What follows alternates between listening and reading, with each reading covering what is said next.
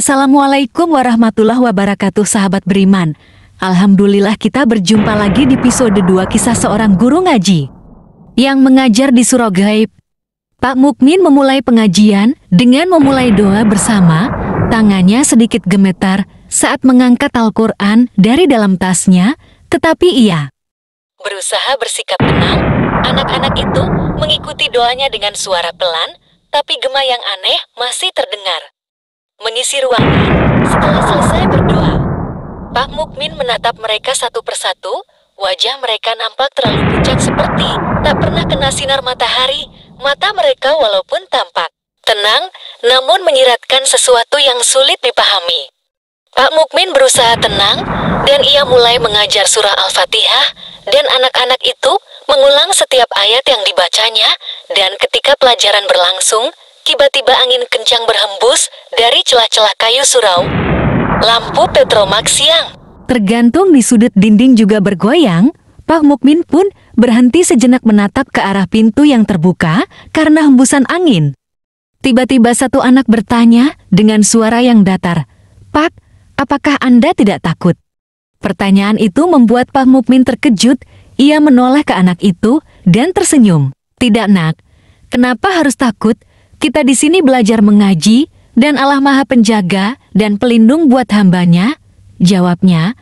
Anak itu tidak berkata apa lagi, tetapi matanya yang tajam terus menatap Pak Mukmin membuat suasana tidak nyaman.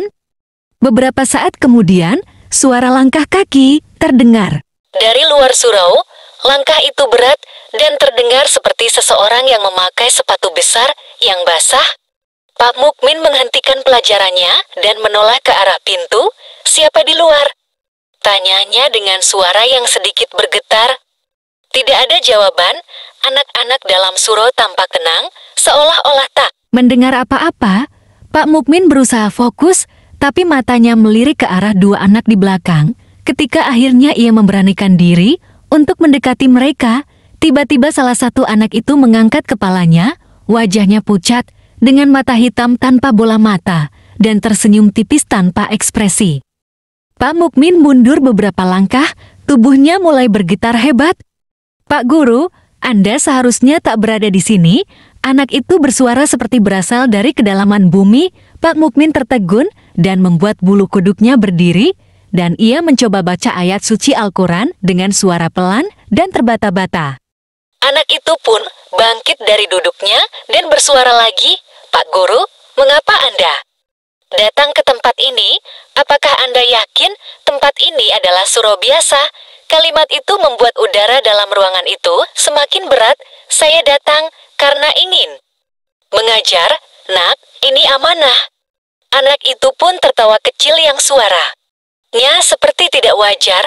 Sementara itu kabut semakin tebal dan angin masuk dari celah-celah surau membawa aroma busuk yang sangat mencekam. Anak itu pun mendekat. "Pak Guru, Anda adalah tamu yang tidak diundang ke tempat ini. Pergilah sebelum semuanya terlambat." Pak Mukmin berusaha mengatur nafasnya. Rasa takut mulai menghinggapi Pak Guru. Ia membaca ayat kursi. Tapi keanehan semakin nampak. Anak-anak yang duduk tenang mulai berdiri dan menatap tajam ke Pak Mukmin. Mata mereka kosong dan bibir mereka menyeringai. Tiba-tiba lampu Petromax padam, suasana pun menjadi gelap gulita. Pak Mukmin mencoba menyalakan lampu itu lagi, tapi tangannya terasa berat dan kaku. Tiba-tiba ada suara langkah kaki mendekat tepat di hadapan Pak Mukmin. "Pak Guru, Anda tamu tak diundang. Pergilah sebelum semuanya terlambat." "Siapa kalian dan apa sebenarnya tempat ini?" Dengan sekejap lampu Petromax menyala kembali dengan cahaya redup. Pak Mukmin melihat anak-anak itu berdiri dan membentuk lingkaran di sekelilingnya. "Pak Guru, kami sudah lama menanti seseorang seperti Anda," ucap salah satu anak yang suaranya seperti gabungan. "Ada laki dan perempuan, ada yang muda dan yang tua. Kami ingin belajar, tetapi bukan hanya tentang agama. Kami ingin Anda tinggal bersama kami selamanya." Pak Mukmin badannya gemetar, dan ia terus berdoa, dan tiba-tiba pintu surau terbuka lebar. Terdengar suara azan berkumandang, kabut tebal pun menipis. Anak-anak itu pun menghilang satu persatu, ibarat bayangan yang memudar dalam cahaya.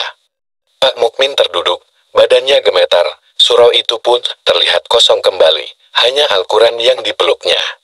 Terasa hangat, seolah memberikan kekuatan untuk melangkah keluar dari tempat itu.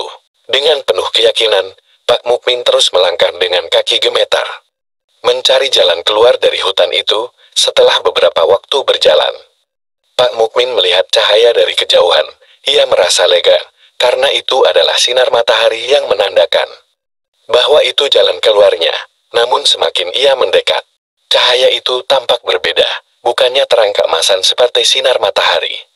Cahaya itu berwarna putih pucat, berpendar di antara pepohonan. Apalagi ini, gumamnya, cahaya itu bergerak pelan mendekatinya, dan cahaya itu berubah jadi sosok berkerudung putih yang melayang di udara. Sosok itu berhenti tepat di depannya. "Pak Guru," ucapnya dengan suara lembut, tapi bergema, "Anda telah memenuhi undangan kami. Jangan takut, Anda telah menyelesaikan tugas Anda." Anak-anak itu membutuhkan doa dan bimbingan. Mereka bukan lagi milik dunia ini, tetapi jiwa mereka terikat oleh masa lalu. Surau itu adalah tempat mereka belajar. Sebelum semuanya berakhir, kehadiran Anda membantu mereka menemukan ketenangan. Dan perlahan cahaya yang menyelimutinya memudar lalu menghilang. Selang beberapa detik, Pak Guru merasa tubuhnya jadi ringan. Jalan di depannya tampak lebih jelas, dan suara-suara kehidupan mulai terdengar. Akhirnya ia sampai di tepi hutan. Cahaya matahari yang ia rindukan menyambutnya. Saat memasuki desa, beberapa warga menatapnya dengan bingung. "Pak Guru, dari mana semalam? Kami mencarimu, karena biasanya tak pernah pulang larut." Pak Mukmin tersenyum lemah. Dan sesampainya di rumah, disambut istrinya Bu Saran. Singkat cerita, Pak Mukmin pun menceritakan sepenggal kisahnya di surau itu kepada istrinya. Dan ia akan terus berdoa untuk anak-anak surau itu, agar mereka mendapatkan ketenangan di sisi Allah. Dan juga ia bertekad akan terus menjadi guru ngaji tanpa rasa takut, karena kejadian di surau gaib itu, ia merasa betapa besar tanggung jawabnya sebagai guru ngaji. Bukan hanya untuk yang masih hidup, tapi juga jiwa-jiwa yang membutuhkan doa. Pengalaman di surau gaib itu menjadi pengingat bahwa ilmu agama adalah cahaya yang bisa menembus batas kehidupan dan kematian setiap makhluk. Demikianlah teman-teman, semoga bermanfaat. Akhir kata, wabillahi taufik wal hidayah. Assalamualaikum warahmatullahi wabarakatuh.